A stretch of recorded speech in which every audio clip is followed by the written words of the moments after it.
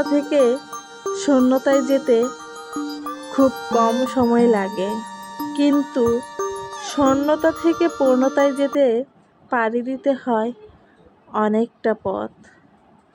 অনেক কিছু স্বীকার করতে হয়, ত্যাগ করতে হয়, মেনে নিতে হয়।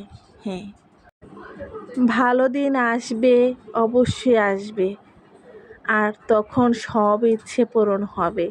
প্রিয় মানুষগুলো কাছে থাকবে, মা বাবা খুশি থাকবে, খারাপ কিছু হলেও আর খারাপ লাগবে না। একদিন সব কিছু মানিয়ে নিতে পারবো, মেনে নিতে পারবো ইনশাল্লাহ। আসসালামু আলাইকুম।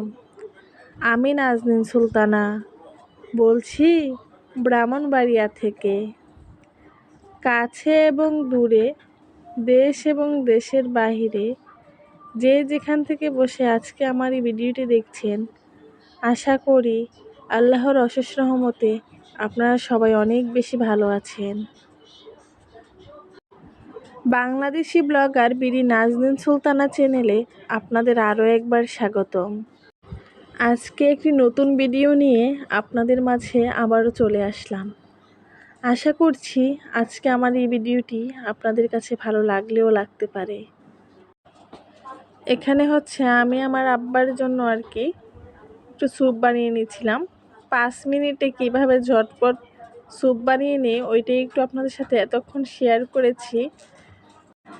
আজকে হাতে একদম সময় ছিল না, যেহেতু কলেজে যাব, তাই ঝটপট ম্যাগি থাই স্যুপটা দিয়েই আজকে আমার আব্বার জন্য একটু স্যুপ বানিয়ে নিচ্ছি।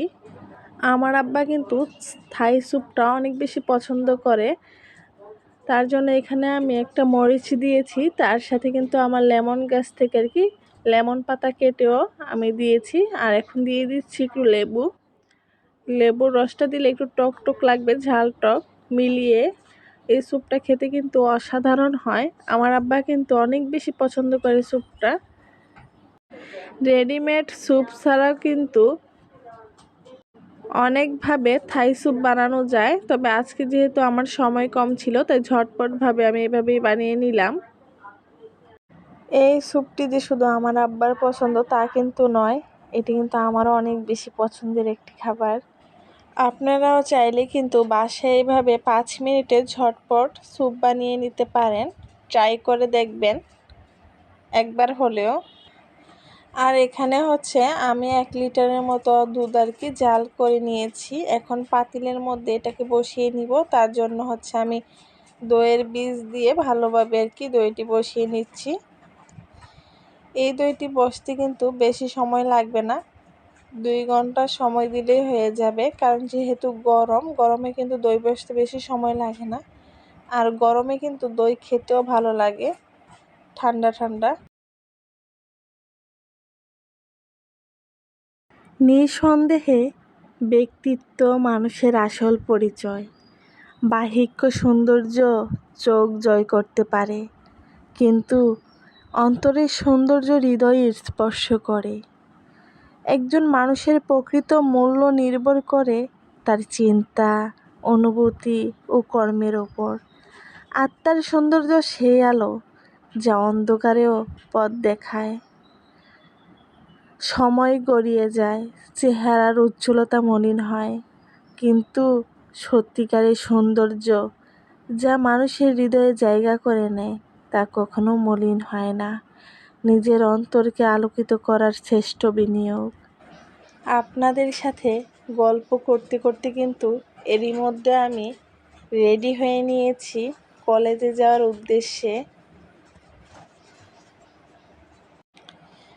আজকে কিন্তু কলেজে ক্লাস নেই, তারপরও যাচ্ছি। আমার কিছু কাজ আছে কিছু কাগজপত্র জমা দিতে হবে, তাই ঝটপট একটু রেডি হয়ে নিলাম। এরই মধ্যে কিন্তু 10:30টার মতো বেজে গিয়েছে, তবে সমস্যা নেই, আমার 12টার ভিতরে কাগজ জমা দিতে পারলেই হলো। আপনাদের মনে হতেই পারে সকালে ঘুম থেকে উঠে বাবাকে স্যুপ বানিয়ে খাইয়ে পাতিলে দই বসিয়ে রেডি হয়ে বাসা থেকে বেরিয়ে যাচ্ছি কলেজে যাওয়ার উদ্দেশ্যে। এত সহজ নয় ভাই জীবন বড়ই কঠিন। সকাল 6টা বাজে ঘুম থেকে উঠে 6:30 বাজে বাসা থেকে বেরিয়ে 2 ঘন্টা টিউশনি করে এসে বাসার কাজ করে মাকে সাহায্য করে বাবাকে খাইয়ে তারপর নিজের গন্তব্যে যেতে হয়। দায়িত্ব বলে একটা কথা আছে, কারণ দায়িত্ব এড়িয়ে যেতে শিখিনি, দায়িত্ব নিতে শিখেছি। হ্যাঁ, এটাই আমার শিক্ষা। প্রতিটি মেয়ে চায় একটা সময়ের পরে নিজের পায়ে দাঁড়াতে, নিজেকে একটি ভালো জায়গায় দেখতে, নিজেকে প্রতিষ্ঠিত করতে। আমিও তার ব্যতিক্রম নই। আমি কিন্তু কাগজ ফটোকপি করে চলে আসলাম কলেজে। আজকে আপনাদের সাথে একটু আমার কলেজটা শেয়ার করছি, যেহেতু আজকে কোনো ক্লাস ছিল না, তাই আজকে কিন্তু আমার দেরি হবে না। আমি শুধু কাগজগুলো জমা দিয়েই চলে যাব।